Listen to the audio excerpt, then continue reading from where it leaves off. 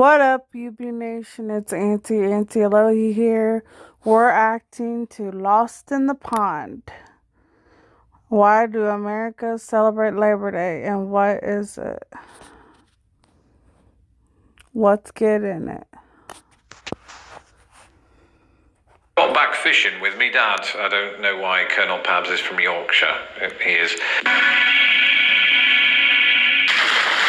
Hello, I'm Lawrence, and I'm on a quest to uncover all of the memos that Britain and America lost in the pond, and one of those memos pertains to public holidays. Specifically, at this time of year, the United States is celebrating something known as Labor Day. But what is Labor Day? When I first moved to the United States, that was about the 67,000th question that I had. Upon hearing it, I assumed that all Americans must just be born on the same day. But that wasn't it. I came to find out that Labor Day is a holiday that we celebrate on the first Monday in September, recognizing the contributions of the labor movement and workers.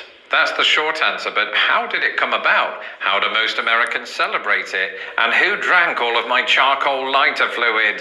Was it Andy? Yeah, tell him I'll have a word. We need that this weekend, Pratt. Now, before I answer those questions, let me provide some context about my own country's involvement with this holiday. My own country doesn't have any involvement with this holiday. While many countries do have International Workers' Day, in the UK, May Day is an unrelated celebration of fertility. And I've just realised that since the words fertility and labour have deeper connections, perhaps Labour Day could be celebrated 9 months later. Speaking of which, let's take a look at how America's Labor Day was born. The exact precise origins of America's Labor Day are not fully known, but some historians surmise that it might have been inspired by Canada. And that's because in the 1880s, a whole decade before the United States would follow suit, Canada introduced a national holiday called Labor Day. And yes, I did just pronounce it with a U. Old habits die hard. At the heart of this, just as in the United States, was the growth at that time of trade union and labour movements. But why were people so up in arms in the first place, apart from the crap working conditions and the rubbish pay and the fact that people were working 10 hours a day for 6 days a week? The term Labor Day without a U was first used around that time by organisers of the first Labor Day parade in New York City. Soon after, as is often the case in the United States with these sorts of things, individual states started to embrace the idea. Oregon was first, making it a public holiday in 1887. By 1894, 29 other states had followed suit. It was during that very year that Labor Day first became the federal holiday we recognize today, when it was signed into law by 24th President Grover Cleveland, who history notes looks suspiciously like 22nd President Grover Cleveland. But there's a catch, you see. My man Grovclev, which is my terrible shortening of Grover Cleveland, made it so that only federal workers could take the day off, which would have seemed like the irony of ironies, particularly for mongers who worked with iron. In the 20th century, this changed, meaning that all workers in the United States got Labor Day off, except for the millions that didn't because their company mandated otherwise. So now, in 2020, how do Americans and people like myself who live in America celebrate Labor Day in a cupboard with a cup of hot milk? That's my own example, because we're in a pandemic. But ordinarily, how would I celebrate it? Well, there's something to keep in mind with Labor Day that's not true of, say, the 4th of July. Because it happens on a Monday, you're guaranteed a 3-day weekend. See previous disclaimer about certain businesses. And being from Britain, I can relate to this because we have what is known as bank holidays, the majority of which fall on a Monday. So I suppose in many ways, even though Britain doesn't have an equivalent of Labor Day, practically speaking, is the holiday to which I most relate. Except Thanksgiving because, food. And because it forms a long weekend known as the Labor Day weekend, people in the United States are prone to taking trips around this time of year. For me, at this time of year, the wife and I usually pack our bags and head off to a mountainous nation known as West Virginia. And it could be because I'm... Why did he look scared in that picture? Or that video? Look.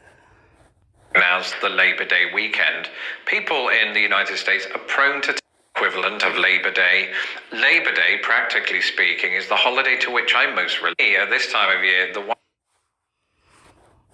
See, you don't look scared in that video. And because it forms a long weekend known as the Labor Day weekend, people in the United States are prone to taking trips around this time of year. For me, at this time of year, See, you look kinda, I don't know, scared or kinda sad about something. Is it me? I don't know. wife and I usually pack our bags and head off to a mountainous nation known as West Virginia. And it could be because I'm English, but I noticed that absolutely nobody is talking about the fact that the world's largest teapot is located in West Virginia, a state shaped like a teapot. Anyway, we primarily go there to visit my wife's extended family high up in the Appalachian Mountains. They're not wolves. These are actual human beings who live there. It's insane. And they're very nice, and they serenade us each Labor Day weekend with bluegrass music, which was, I believe, introduced to the United States by Scottish immigrants back in the day. So more British connections, which makes it even weirder that West Virginia stands alone in the east of the United States as not having a designated sister city in the United Kingdom. More on that soon. And I'm not alone. Under ordinary circumstances, millions of Americans travel over this weekend to be with extended family or just to take a vacation. Earlier today, I posed the question in my YouTube community, how are you spending yours? Here are some of the responses. Colonel Pabs says, just got back fishing with me dad. I don't know why Colonel Pabs is from Yorkshire. He is. Deborah says, home today, waiting for the Kentucky Derby/Derby. And Joshua says, I'll be labouring. Oh, I'll be working. Do you want me to have a word with your company? Joshua, of course, is not alone. My first job in the United States was in customer service. This meant that I had to work on Labor Day and the 4th of July and Thanksgiving and Christmas and Boxing Day. They don't celebrate Boxing Day here. And one of the reasons that I had to work on Labor Day is because of something known as Labor Day sales. This is a time when companies offer discounts during the weekend, often to tie in with the fact that children are going back to school. So you'll have back to school discounts on things like shirts, compasses, calculate. Do kids still use these things? I have no idea. I have a cat.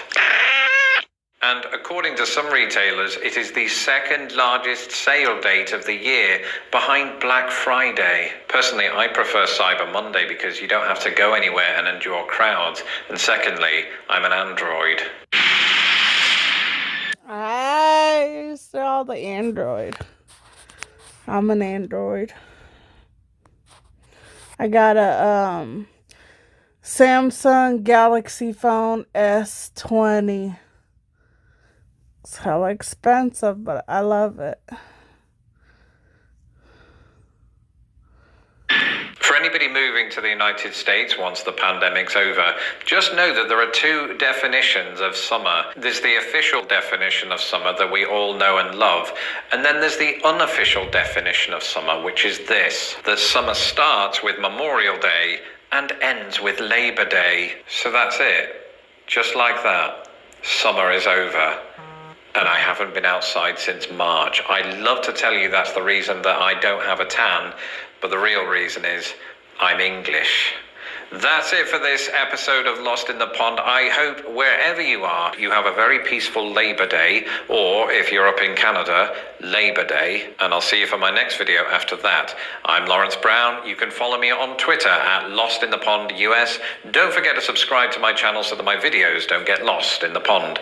A big shout out to all of my patrons who make these videos possible. If you would like to become a patron today and support the work that I do right here on Lost in the Pond, you can do so at patreon.com/lostinthepond. Until next time, cheerio. Go check out his other videos on YouTube.